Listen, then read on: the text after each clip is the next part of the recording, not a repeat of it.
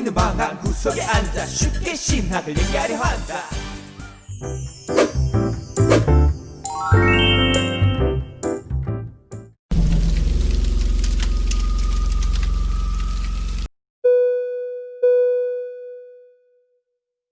그거만 다음부터 제가 다 짜볼게요.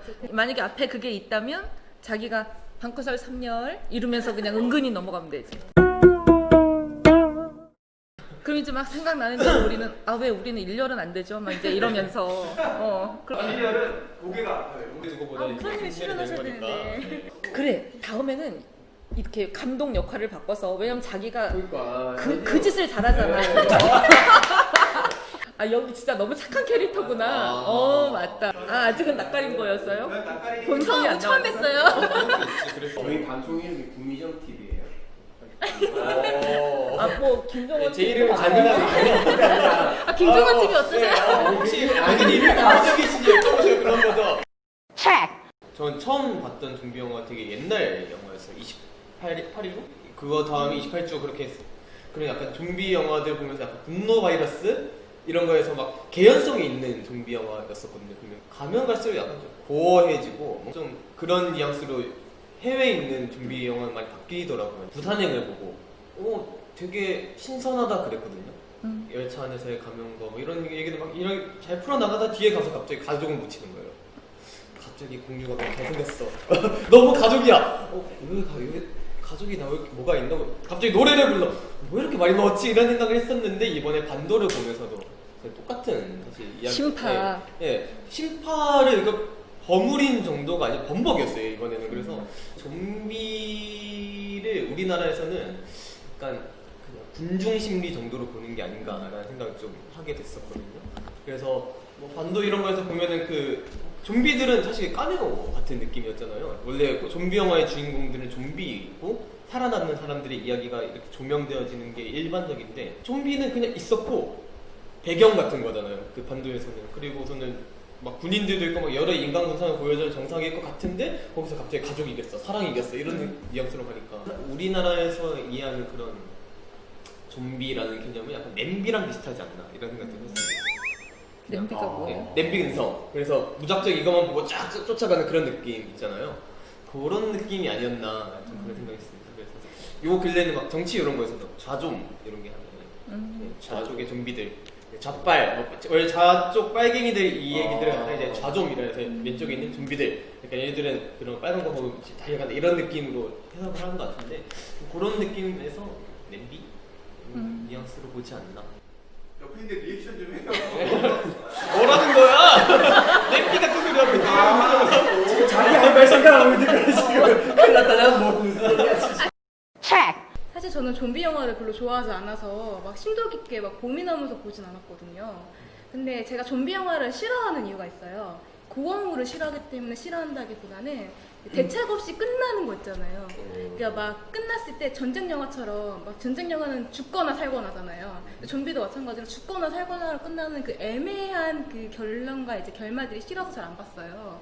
근데 제가 사람들이 이렇게 좀비 영화에 열광하는가에 대해서 고민을 했을 때 저는 좀비가 사회의 현 문제에 대한 불만들을 표시하는 그런 어떤 요소라 생각이 드는데 현 문제가 너무 크다 보니까 이게 감당이 안 돼서 결국 폭파하는 정도의 지경에 이르는 게 좀비가 대표가 아닐까 생각이 들고 그리고 이제 제가 또 드는 생각이 뭐냐면 이제 실제 이제 성장소설이라고 해서 이제 보통 성장소설은 제가 고등학교 때 배웠을 때는 기본적으로 뭔가 하나를 잃고 이제 성장하는 게 기본적으로 루트라고 하더라고요. 그러니까 성장소설의 기본적인 그 방식들인데 보통 남성 성장소설은 결말이 항상 열린 결말이 아니라 그러니까 닫혀있는 결말은 해피엔딩이거나 열린 결말이어도 좀 좋은 식으로 나아가는 방면으로 진행이 되는데 여성 같은 경우에는 성장소설이 보통 열린 결말인데 부정적인 열린 결말이래요. 근데 왜 그러냐면 여성의 문제들이 기본적으로 조금 이제 해결이 되지 않는 애매모호한 이제 너무 깊은 골이 있기 때문에 그렇다고 하더라고요.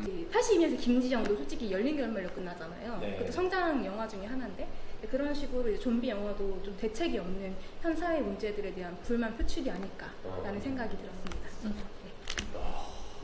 질문 있습니다. 네, 성장 소설이 뭔가요? 이제 한 사람이 이제 단순히 성인이 되는 것이 아니라 이제 어떤 인격체로 가져가는 이제 성장되어지는 그 과정 속에서 나오는 스토리텔링을 이야기합니다. RPG. 네, 그렇죠. 레벨 1이어서 약하던 애가 59가 되는 그러니까 그런 결론적으로 과정이다. 인격체로 되어가는 과정. 그러니까 대부분의 로드무비도 성장 소설, 성장담인 거죠. 근데 이제 여성 로드무비의 대표인 델마와 루이스 이런 것들도 진짜 그러네요. 뭐 하나를 잃고 쫙 성장하는 게 아니라 맨 끝이 이 자동차가 둘이 탄 자동차가 이렇게 벼랑에서 떨어지는 것 같은 거기서 그냥 끝나버리니까 이게 살았다는 건지 죽었다는 건지 얘네들은 어쨌다는 건지 참 좋은 통찰이네요. 대부분의 성장 소설은 하나를 잃고 성장하는데 좀비 영화는 그냥 무책임 있게 그냥 탕 터지는. 그렇다고 하면은 그 좀비의 아까 우리 그 현악 대사가 이야기한 소사 아닐까요? 소사. 소사. 다 합시다. 네. 다음번에 두루마기도 입고 오겠습니다. 네. 나 잊어버렸잖아. 좀비가 원래는 좀비 영화 그러면 좀비가 주인공이어야 되는데 얘네들은 다 배경인 것 같고 그 얘기나 그다음에 여성 성장 소설의 끝은 오픈엔디드 돼가지고 뭘 어떻게 됐다는 건지 우리에게 궁금증을 그러니까 여성 성장 소설이면 여성이 주인공이라 뭔가 딱 떨어지게 얘네들은 그리하여 성공하였다라든가 성장하였다라든가 그러니까 좀비하고 여성하고 비슷하네요. 운명적으로 그런 의미에서는 좀비라고 하는 게 뭐 PD님이 한 말씀 하시죠. 이게 프랑스 혁명 당시에 프랑스에서 독립한 IT에서 나온 영화죠. 이게 부두교에서 네. 이제 부두교가 이제 시체가 막 그 장희빈 막 이렇게 어디 죽이고 막 이런 것들도 다 부두 주술 마술. 죽었지만 움직이는 시체. 그러니까 그 동양으로 따지면요, 중국의 강시 그런 거 비슷한 거죠. 그 기독교 죽음과는 그런 걸 부정하니까 뭐 귀신이라든가 강시라든가 이런 세계는 없으니까 그러니까 좀비를 어떤 은유라고 본다면 죽을래야 죽을 수 없는 죽지 않는 이렇게 본다면 사실은 IT에서 그 사탕수수 농장에서 잠을 자지도 않고 끊임없이 착취당했던 노예의 은유라고도 볼 수 있다는 것이죠. 그래서 사실은 좀비 영화의 특징은 그게 무엇이 됐든지 간에 권력이든 자본이든 무한히 소진되다가 폐기 처분된 몸뚱아리, 잘린 손가락, 뭐 잘린 발, 이렇게 갈고리처럼 뒤집힌 그런 신체들 이런 것들에 그래서 기독교가 몸의 부활을 얘기한다는 게 그 신체들이 다 온전해지는 거예요. 근데 그런 거는 현실에선 불가능했던 거죠. 지금 좀비 영화가 보여주는 건 우리의 현실은 맷돌에다 놓고 그 갈아버리니까 노동 자체가 소외되고 죽은 노동이 되는 시대에 온전하지 못한 신체. 우리 사실은 뭐 구의역 김군이라든가 태안반도의 김용균 이런 청년들의 기계의 그 신체의 부위가 맞물려짐을 당해서 그렇게 스크린도어에서 그렇게 되고 이런 모든 것들이 사실은 좀비의 은유일 수 있겠다. 그래서 결국은 좀비라고 하는 거는 아까 그 좌좀이어서가 아니고 그 시대와 사회 정치상에 대한 은유라고 한다면 고발이라고 한다면 이것은 오늘 우리가 몸담고 사는 사회에 대한 처절한 저항이겠다. 이제 저는 그렇게 읽혀지더라고요.